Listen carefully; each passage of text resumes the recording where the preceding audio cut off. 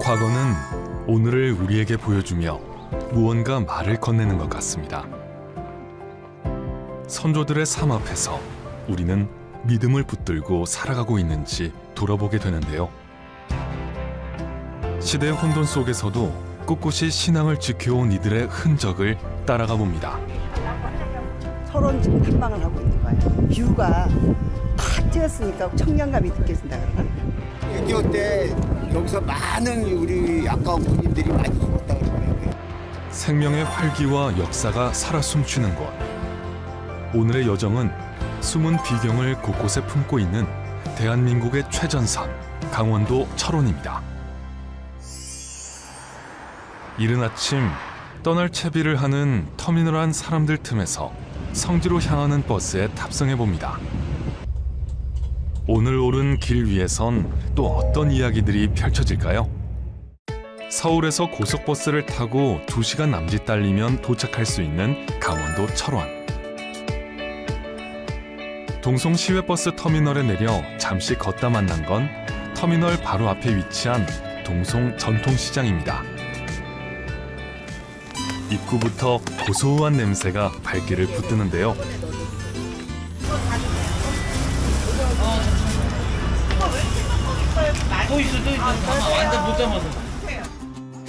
동송 전통시장은 철원의 각종 농특산물을 구입할 수 있는 가장 큰 시장인데요.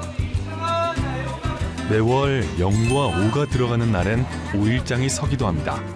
그러니까 6.25 전에는 여기 동송시장이라는 게 사실은 없었어요. 그 이후에 이제 1960년부터 시장민들이 귀향하면서 상조하면서부터 5일장이 자생적으로 발전된 거죠.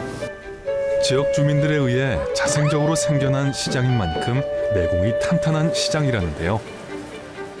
철원의 특산품으로 만든 다양한 먹을거리들이 넘쳐나는 곳이기도 하죠. 여기 너무 맛있어요. 아, 쌀도 좋고 여기 뭐 맛있죠 뭐. 갓 쪄낸 떡의 구수한 냄새가 여기까지 전해져 오는 듯합니다. 농사 지역이에요. 여기 철원이 전방 지역으로 가보시면 평야가 넓어요. 누런 항공 벌판을 싹 보실 수 있어서 그러다 보니까 오대살이 유명해요. 철원 오대쌀로 만든 떡은 밥맛 좋기로 유명한 쌀인지라 손님들의 발길이 끊이지 않는답니다. 떡 사러 오신 거예요, 어머니? 아, 무슨 떡 사러 오셨어요? 이거 우리 아저씨 잘 먹어. 아, 여기서 떡 자주 사 드세요? 떡 맛이 예, 단골집이에요. 단골이 좀 몇 년 단골? 10년 넘었어. 안녕하세요. 고생해. 떡집을 나와 또다시 입맛 당기는 냄새에 이끌려 향한 곳은 핫도그 가게입니다.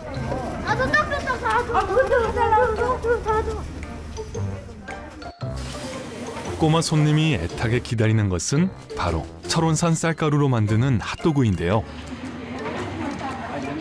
어디서 왔어요? 아, 의정부에서 왔는데 철원에 놀러 왔어요. 놀러 왔어요. 나왔다. 갓 튀긴 핫도그가 드디어 꼬마 손님 손에. 후후 불어가며 먹는 재미까지 이 맛에 시장 오죠.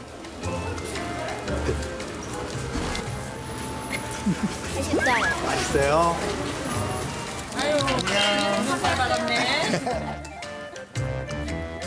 60여 년 전부터 이어져 온 골목시장의 정취를 여전히 간직하고 있는 동송 전통시장. 이곳이 있어 살아왔고 또 살아가는 이들의 하루는 언제나 진한 삶의 향기가 배어 있습니다. 이제 본격적으로 믿음의 흔적이 머무는 성지를 향해 발걸음을 옮길 시간인데요. 다음으로 향한 곳은 동송 전통시장에서 차로 10분 거리에 있는 한 교회입니다. 네, 안녕하세요. 네, 목사님. 네, 반갑습니다. 환영합니다. 네, 저는 철원제일감리교회 이상욱 목사입니다. 과연 이곳은 어떤 믿음의 이야기들을 품고 있을까요? 저희 교회는 1905년에 세워졌고요. 성도들이 일본의 박해 속에서도 성장을 해서 600명이 넘는 교회가 돼서 강원도에서 최초의 독립만세 운동을 일으켰고 민족을 사랑하는 정신이 아주 뛰어난 그런 교회입니다. 한번 그 흔적들을 보러 한번 이 밑으로 역사전시실로 내려갔으면 좋겠습니다. 목사님과 함께 교회 안에 있는 전시관으로 향했는데요. 철원 제1감리교회 일대기를 한눈에 볼 수 있는 공간입니다.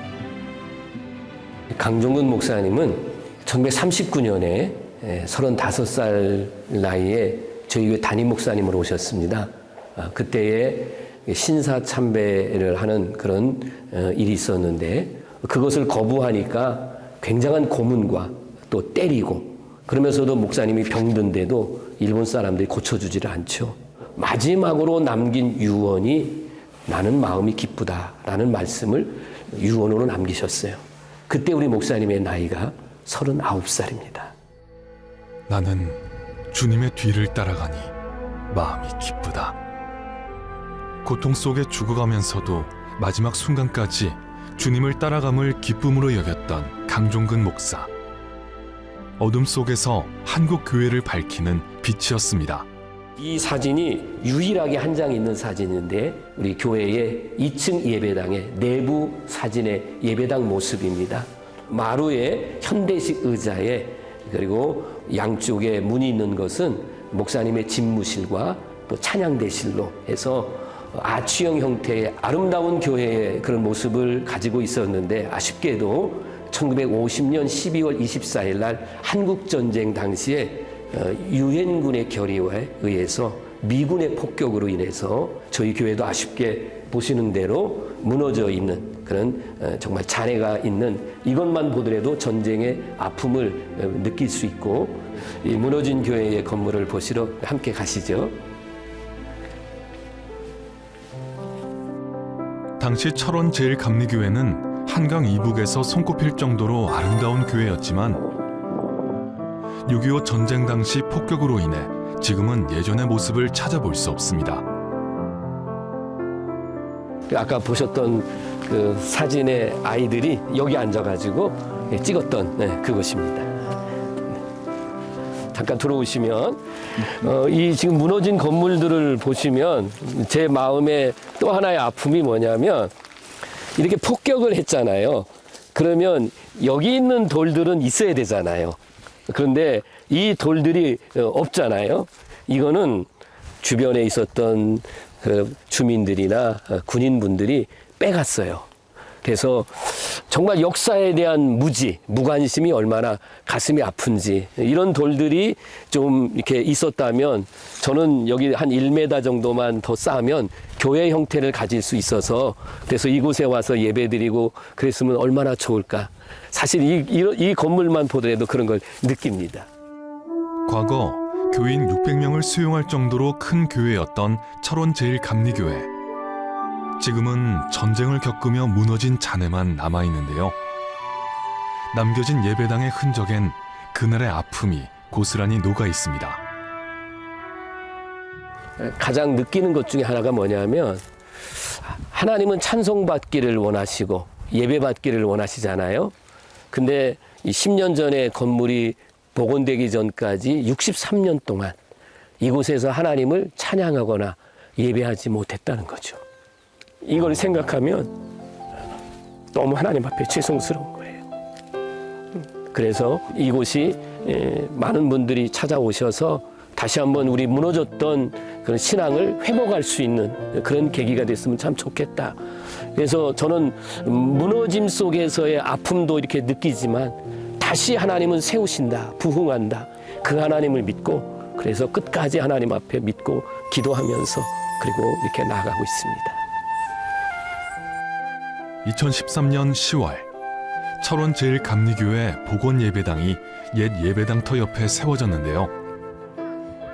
신앙과 믿음으로 나라를 지키고자 했던 그 숭고한 정신만은 시간이 흘러도 무너지지 않을 것입니다. 다음으로 향한 곳은 소이산 입구에 위치한 철원 역사문화공원인데요.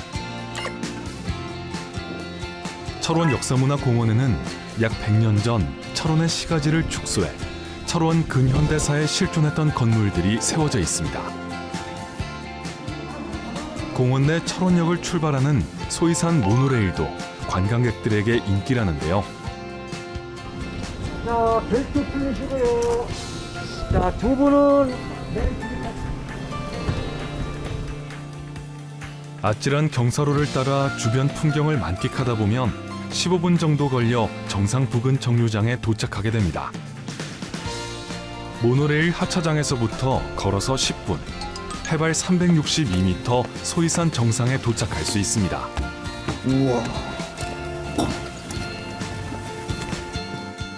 북쪽으로는 평강고원이 끝없이 펼쳐지고 비옥한 철원 평야와 비무장지대를 한눈에 내려다볼 수 있는 곳. 네, 우리 소이산은 362m 고지인데 기대를 안 하고 하는데 막상 올라오면 보면 전망이 너무 좋기 때문에 다 놀랍니다. 와 하고 감탄을 자아냅니다.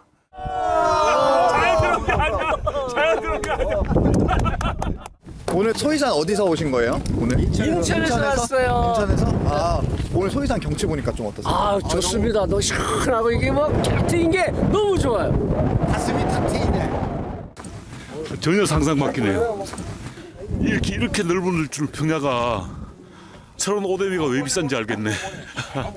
진짜 상상 바뀌네요. 너무 좋네요. 밥 맛있더라고. 밥이 얼마나 맛있든지. 세 공기 먹었어요. 이 친구들 중에서 유일하게 세 건데. 너무 좋네요, 진짜. 최고입니다. 오직 소이산 정상에서만 만날 수 있는 아름다운 비경. 이 비경엔 숨겨진 전쟁의 이야기가 있다고 하는데요.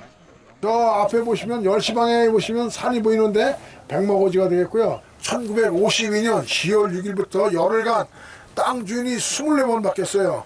그리고 27만 발 이상의 폭탄이 떨어져 갖고 저 산 전체가 다 백마가 누워있는 모습에 따라서 백마고지.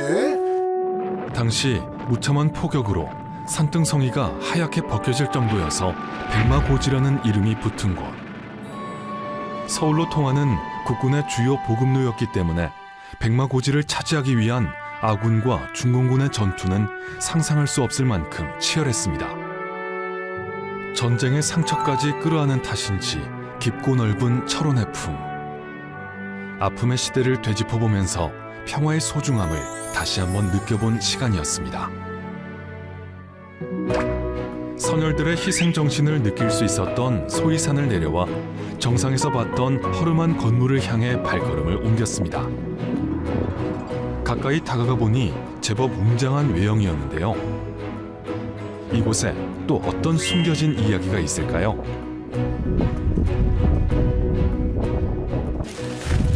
네, 안녕하세요. 뭐 하세요? 안녕하세요. 예, 안녕하세요. 저희 구경 왔는데 여기 어떤 데인지 좀 한번. 일단 건물 이름은 이게 조선인민공화국 철원 노동당사입니다. 북한이 여기를 통치하기 위해서 세운 건물인데 북한의 노동당이 하는 일이 한두 가지가 아니었겠죠. 그렇게 생각하시면 이제 여기에서 주민들이 좋은 일만은 있지는 않았겠다. 그래서 누군가는 여기에서 또 희생도 됐고 그러다 보니까 이 건물 자체가 오늘날 노동당사라는 그 이름 하나로 이 일대에서 얼마나 많은 우리가 일이 있었는지 미려 짐작이 가능한 그런 건물이다 이렇게 보시면 되겠습니다.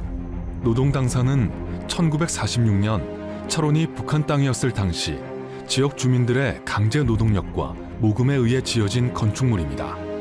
북한의 조선노동당이 반공 활동가들을 고문하는 장소로도 쓰였죠. 건물 외벽에 박힌 수많은 총탄 자국이 한국 전쟁의 비극과 주민들의 아픔을 고스란히 전해주는데요. 이 노동당사 바로 이 광장에 저러한 사람의 심장이거든요. 조형물 자체가. 그러면 저거는 무슨 의미냐? 1945년 8월 15일 정오서부터 지금까지의 시간이거든요. 오늘을 우리가 잘 살면 남북이 평화 시대가 와서 저 시계가 멈추는 그날이 왔으면 좋겠다는 생각인 거죠.